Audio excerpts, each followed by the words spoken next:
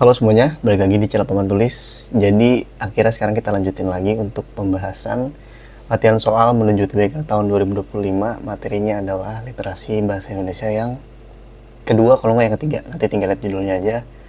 Dan maaf sekali lagi karena gue baru nongol lagi, dan gue juga nggak ada alasan kenapa jarang upload. Jadi ya baru bisa upload lagi aja. Oke, ini nanti gue pindahin bagian ini di awal. Hari ini udah bisa diakses tryout gratis bersama tahun 2025. Yang ketiga nih, yang kedua kemarin nggak ada di video YouTube, jadi langsung aja yang ketiga. Itu Papan Tulis udah buka secara gratis dan teman-teman tinggal daftar. Waktu pengerjaannya dari kemarin harusnya, tapi karena ada beberapa yang masalah, bisa dimulainya dari tanggal 26 sampai tanggal 2 Februari 2025. Sekarang langsung aja kita mulai dari nomor yang pertama. Jadi di literasi bahasa Indonesia ini sama kayak materi lainnya, kita baca soal utamanya dulu, itu yang paling penting ya. Jadi jangan kita lupain. Nah, soal nomor 1 itu adalah pernyataan yang tepat mengenai teknik larutan air adalah. Oke. Nah, untuk literasi bahasa Indonesia ini seharusnya semua jawabannya itu ada di bacaan paragraf yang disediakan gitu, atau di gambarnya. Karena kan ngetes kemampuan literasi kita gitu.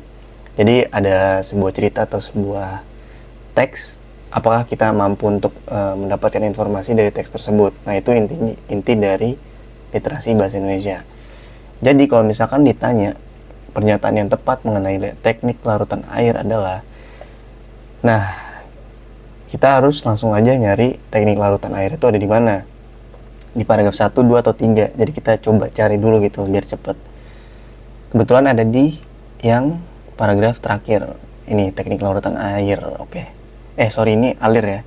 Teknik larutan alir, bukan air. Nah, kalau misalkan kita udah ketemu, kita tinggal sesuaiin aja nih, mana sih pernyataan yang benar atau pernyataan yang tepat yang ada di paragraf ini sesuai dengan jawabannya. Jadi kalau misalkan di jawabannya nggak sesuai sama yang di paragraf, otomatis dia bukan jawabannya atau salah. Kita cek yang A.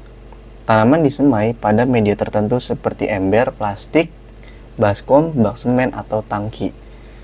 Nah, kalau gini biasanya kita carinya dengan teknik scanning atau ya baca cepet gitu.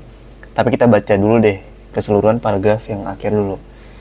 Teknik larutan alir, teknik ini adalah cara bertanam hidroponik yang dilakukan dengan mengalirkan terus-menerus larutan nutrisi dari tangki besar melewati akar tanaman. Teknik ini lebih mudah untuk pengaturan karena suhu dan larutan nutrisi dapat diatur dari tangki besar yang bisa dipakai untuk tanaman hidroponik skala besar. Salah satu teknik yang banyak dipakai dalam teknik menanam hidroponik larutan air ini adalah teknik lapisan nutrisi atau nutrien film teknik, atau sering disebut dengan teknik hidroponik NFT. Di mana teknik hidroponik NFT menggunakan parit buatan yang terbuat dari lempengan logam tipis anti karat, dan tanaman disemai di parit tersebut. Di sekitar saluran parit tersebut dialirkan air mineral bernutrisi sehingga di sekitar tanaman akan terbentuk lapisan tipis yang dipakai sebagai makanan tanaman. Parit dibuat dengan aliran air yang sangat tipis lapisannya sehingga cukup melewati akar dan menimbulkan lapisan nutrisi di sekitar akar, dan terdapat oksigen yang cukup untuk tanaman. Nah, sebenarnya kalau misalkan kita ngerjain sendiri ataupun nanti waktu UTBK nggak mungkin selama ini kita bacanya, karena baca sendiri gitu kan. Jadi kita nggak diktein orang satu-satu. Untuk setiap kalimat yang kita baca, kita nggak nemuin inti dari tanaman disemai pada media tertentu seperti ember, plastik, baskom, bak semen, atau tangki. Jadi ini kemungkinan besar bukan jawabannya, atau ini kita lewatin dulu aja, oke? Nah, yang B, teknik paling kuno yang sudah dipraktikkan oleh nenek moyang kita. Itu tadi juga nggak ada kan saat kita baca paragraf terakhir. Yang C, cara bertanam hidroponik yang dilakukan dengan mengalirkan terus-menerus larutan nutrisi dari tangki besar melewati akar tanaman. Nah, ini tadi ada kan yang ini nih. Dia kira-kira tadi di pengertian awal gitu. Teknik ini adalah cara bertanam hidroponik yang dilakukan dengan mengalirkan terus-menerus larutan nutrisi dari tangki besar melewati akar tanaman. Ini sama persis kan ya, tinggal dikopas doang gitu, tambahin cara. Nah, ini jawabannya yang C. Ini kalau misalkan udah pasti ya jawabannya C. Tapi kalau misalkan kita pengen ngecek lagi yang lainnya, Sok, boleh dicek lagi. Yang D, teknik ini lebih sulit dalam mengatur suhu dan larutan nutrisinya karena bisa dipakai untuk tanaman hidroponik skala besar. Tadi sebenarnya ada yang ngomongin suhu dan larutan ya, tapi gue lupa dia ngomongin tentang apa. Jadi kita cek dulu mana yang ada suhu tadi. Oke nih, teknik ini lebih mudah untuk pengaturan karena suhu dan larutan nutrisi dapat diatur dari tangki besar. Nah, sedangkan yang D ini, dia bilang teknik ini lebih sulit. Salah gadisin.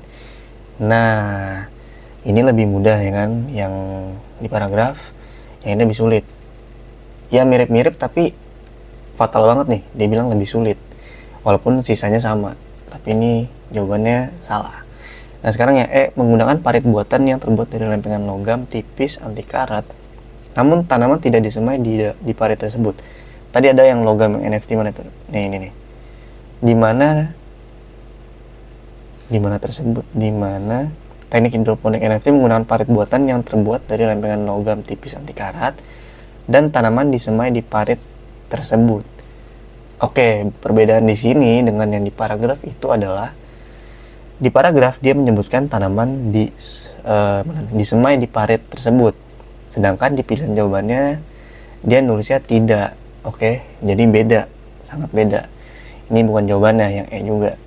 Nah sekarang kita cek yang A sama B. Yang A sama B itu kan nggak ada di teks paragraf yang terakhir kan. Kemungkinan besar ya dia ada di paragraf yang lain. Kalau misalkan kita pengen cari yang ini, itu kita cari di yang paragraf awal-awal. Karena dia ngomongin teknik larutan alir, otomatis yang mungkin ini ada di teknik yang lain atau teknik larutan statisnya. Jadi dia ada di paragraf yang ini. Nah, nih bener ada kan? Mana tuh? Ini ada nih. Tadi hilang, sabar. Oh ini ada nih. Nah, ini dalam teknik menanam hidroponik larutan statis, tanaman disemai pada media tertentu seperti ember plastik, baskom, bak semen, atau tangki. Nah, ini baru ada di paragraf yang awal atau di teknik larutan statisnya. Ya udah pasti bukan, tapi kan kita pengen buktiin dulu nih, ini bukan jawabannya. Yang B, teknik paling kuno yang sudah dipraktikkan oleh nenek moyang kita. Kalau misalkan gak ada di teknik larutan alir, ya sama, udah pasti ada di teknik larutan statis. Kita cek aja. Nah ini ada nih, teknik ini termasuk teknik paling kuno yang sudah dipraktikkan oleh nenek moyang kita. Jadi otomatis ini juga bukan jawabannya. Dan kita sudah membuktikan keseluruhan bahwa C adalah jawaban yang paling tepat. Jadi langsung aja kita lanjut ke soal yang nomor 2. Soalnya masih sama, teksnya masih sama, maksudnya teksnya itu masih seputar hidroponik atau budidaya menanam dengan memanfaatkan air tanpa menggunakan tanah. Oke, jadi kita lanjut ke soal nomor 2. Informasi tersebut menggunakan ilustrasi berupa gambar. Berilah tanda centang pada kolom benar atau salah pernyataan yang menggambarkan cara kerja hidroponik tersebut. Sama, seluruh literasi bahasa Indonesia itu soalnya pasti mengacu pada teks ataupun gambar. Jadi ini kita harus perhatikan baik-baik teks dan juga gambarnya. Kalau misalkan nanti di teksnya nggak ada, kita cari di gambar. Atau sebaliknya, di gambar nggak ada, kita carinya di teks. Oke? Jadi langsung aja kita cari pernyataan yang benar sama yang salahnya. Yang pertama, jenis botol yang bisa digunakan adalah botol plastik. Tadi kita udah baca, botol plastik itu bisa digunakan untuk hidroponik. Sebenarnya kalau misalkan masih ragu, kita baca ulang lagi di paragraf yang teknik larutan statis ini. Nah, tanaman dapat disemai pada media tertentu seperti ember plastik, baskom, bak semen, atau tangki. Nah, ini apakah di sini ada botol plastik? Tulisannya sih sebenarnya nggak ada ya botol plastik ya. Di sini adanya ember plastik. Tapi kalau misalkan kita mau lihat di gambarnya, ya nggak? Gambarnya ini adalah botol. Ini adalah botol. Jadi nggak masalah kalau misalkan kita bilang jenis botol yang biasa digunakan adalah botol plastik. Bener, itu botol. Nah sekarang kita lanjut ke yang bagian botol plastik dilubangi dengan paku. Ini di gambar ada melubangi paku, jadi otomatis ini benar. Udah fix, no debat ya. Sekarang yang sumbu atau tali berguna untuk menyerap larutan nutrisi. Kalau misalkan kita nyari di gambar, ini kan ada sumbu tali melalui tutup botol.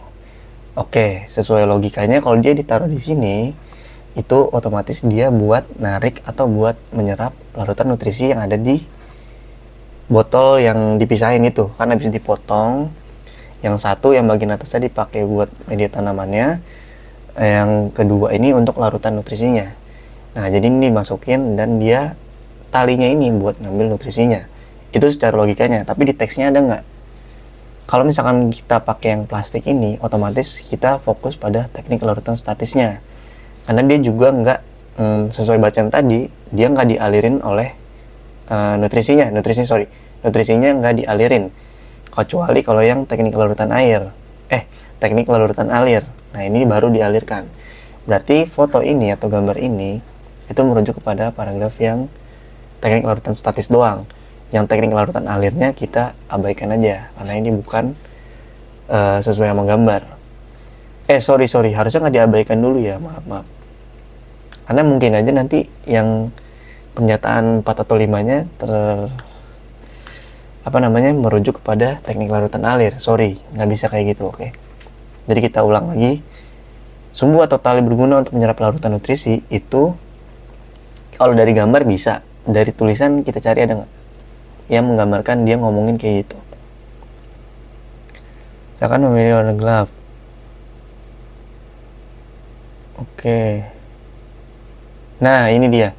Karena air atau larutan nutrisi tidak dialirkan, ketinggian larutan diusahakan selalu serendah mungkin sehingga akar tanaman berada di atas larutan.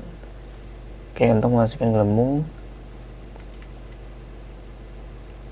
Nggak ada deh, dia nggak ngomongin tentang si sumbu talinya, tapi kalau misalkan di gambar ini udah pasti si tali ini untuk akarnya menyerap nutrisinya, ya nggak? Kan si tali ini jadinya nanti menyerap si larutannya dan dia menghantarkan airnya ke bagian media tanamnya. Oke, jadi walaupun nggak ada di tulisannya, di gambarnya ada, ya kita anggap ini benar. Lalu yang pernyataan 4, larutan nutrisi perlu dicampur dengan media tanam agar padat. Kita cari di tulisan dulu ya, karena di sini kan nggak ngomongin. Atau bisa juga sih sebenarnya ya, tapi kita cari di tulisannya dulu ya. Ada nggak tadi dia ngomongin tentang larutan nutrisi? Cari larutan nutrisinya. Ya, karena di tulisannya nggak ada, jadi kita mau nggak mau ngecek gambarnya. Di gambar ini, larutan nutrisi itu sendiri, jadi dia cuma isi dengan larutan nutrisi, nggak ada tambahan dengan media tanam atau dicampur dengan media tanam agar padat. Nggak ada tulisan di sini isi dengan larutan nutrisi yang dicampur dengan media tanam. Nggak, media tanamnya justru dipisah sama yang di atas, ya nggak? Jadi dia nggak boleh nyatu tuh, media tanamnya di atas, nutrisinya di bawah. Jadi pernyataan ini kita bisa simpulkan bahwa pernyataan ini tidak benar atau salah. Oke, nah sekarang yang bagian atau pernyataan yang kelima. Larutan nutrisi harus diisi penuh hingga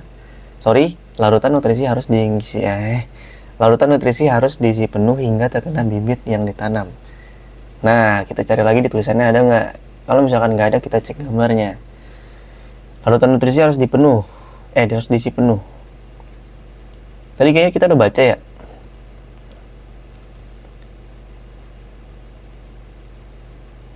Nah, ini. Karena air atau larutan nutrisi tidak dialirkan, ketinggian larutan diusahakan selalu serendah mungkin sehingga akar tanaman berada di atas larutan. Dan dengan demikian dan seterusnya.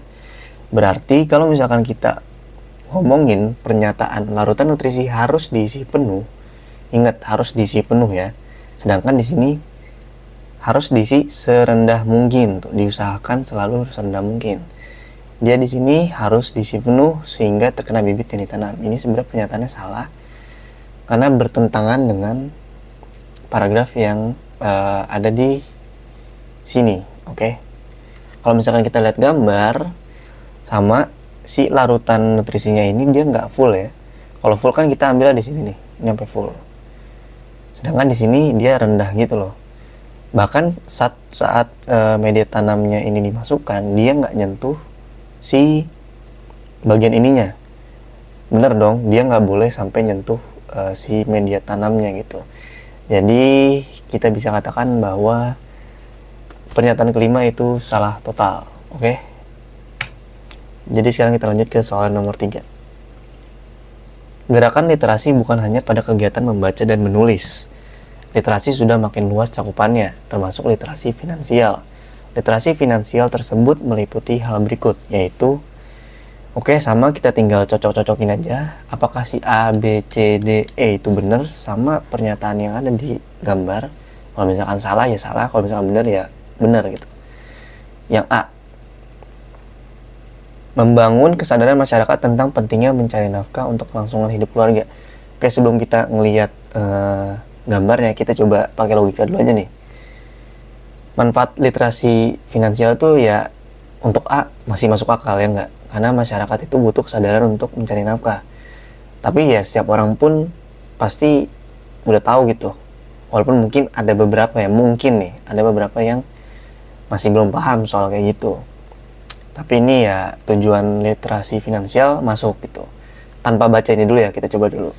Yang B, mendorong masyarakat untuk tidak banyak mengeluarkan uang untuk kebutuhan sosial apalagi di tengah pandemi COVID, itu bisa juga. Walaupun kita belum baca ya. Yang C, mendorong masyarakat memiliki tujuan dan perencanaan keuangan yang baik sehingga penggunaan keuangan menjadi lebih efektif, bisa. Memberi pandangan kepada masyarakat mengenai upaya-upaya yang harus dilakukan agar memperoleh kekayaan dengan mudah dan cepat. Nah ini menurut gua sih opini juga balik ya. Tapi ya secara logika pun kemampuan literasi finansial ini kayaknya nggak bakal ngajakin kekayaan dengan mudah dan cepat. Ya biasanya kalau mudah dan cepat itu ya kalau nggak penipuan ya lainnya gitu. Jadi ini kayaknya secara singkat ya tanpa baca ini dulu, ini bukan jawabannya.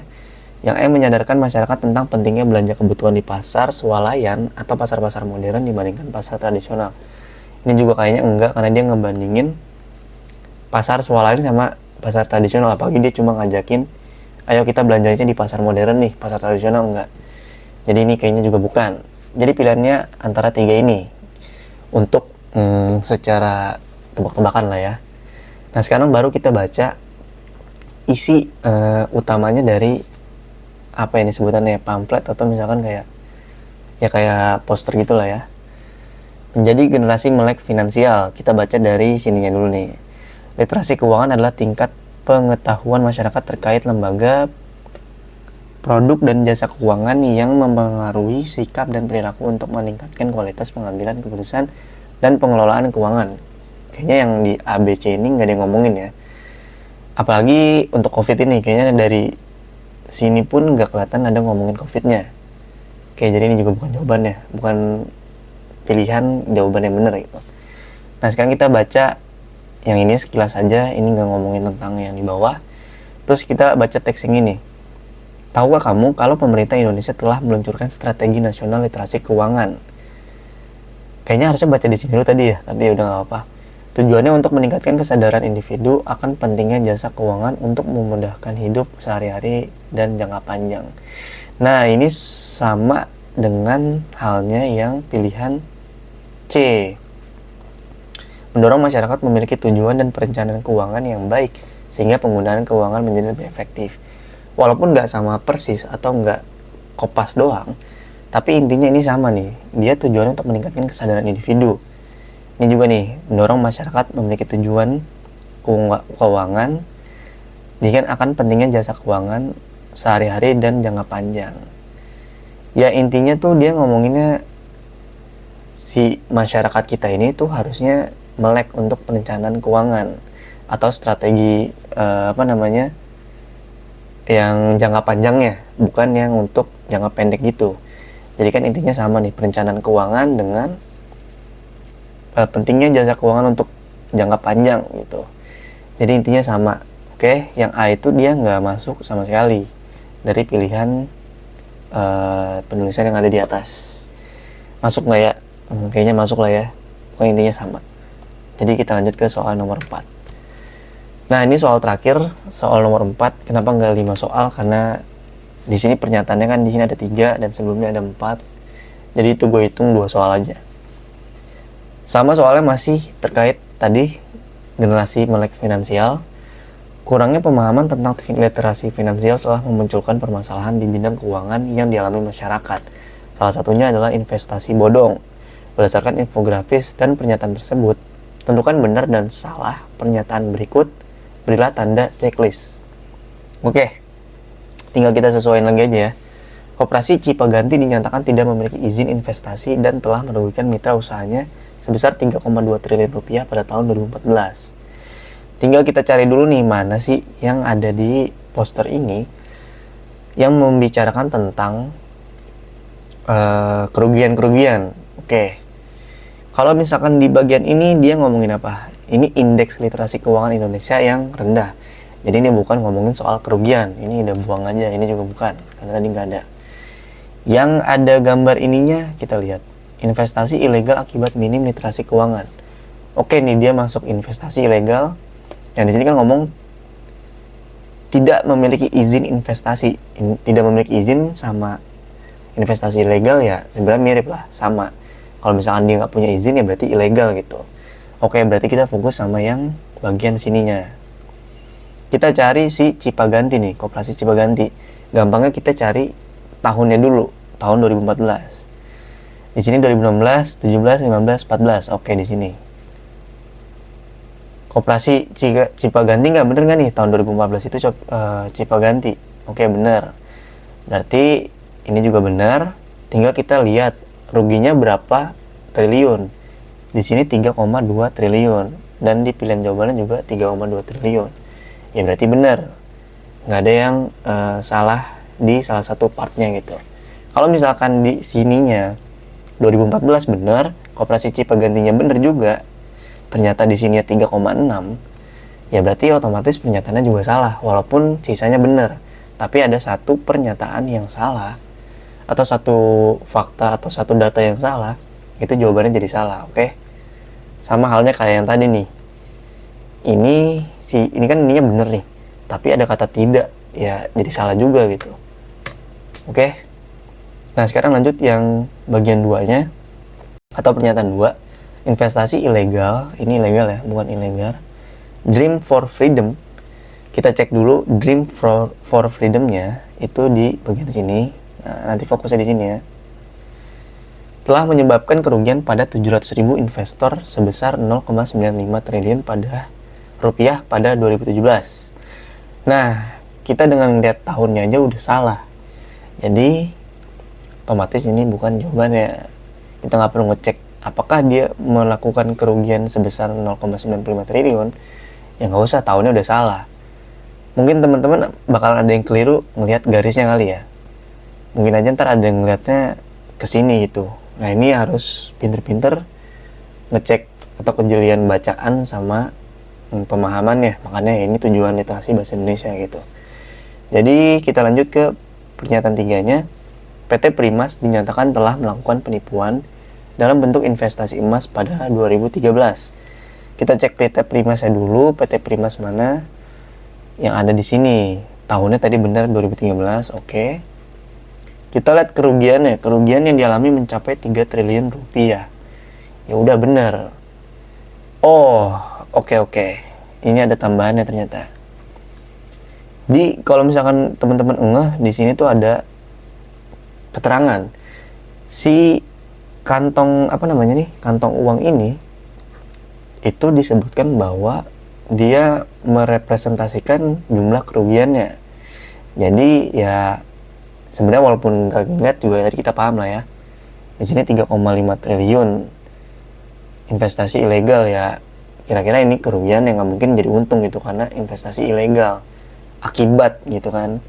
Jadi ini bukan berarti kalau kita nggak baca ininya kita nggak tahu gitu kalau ini kerugian, tapi ya lebih baik gitu pasti lihat dulu nih maksud dari kantong uangnya itu apa sih.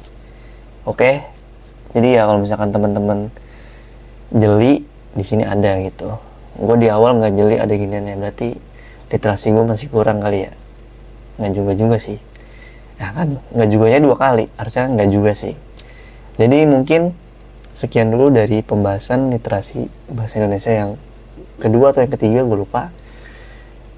Semoga bisa membantu. Dan oh ya, harusnya di awal nih Ini gue potong dulu di awal, oke? Ini nanti gue pindahin bagian ini di awal. Hari ini udah bisa diakses tryout gratis bersama tahun 2025. Yang ketiga nih, yang kedua kemarin nggak ada di video YouTube, jadi langsung aja yang ketiga. Itu Papan Tulis udah buka secara gratis dan teman-teman tinggal daftar. Waktu pengerjaannya dari kemarin harusnya, tapi karena ada beberapa yang masalah, bisa dimulainya dari tanggal 26 sampai tanggal 2 Februari 2025. Oke, jadi jangan lupa ikut. Semoga bisa membantu dan bisa makin melancarkan strategi teman-teman untuk masuk PTN yang diinginkan.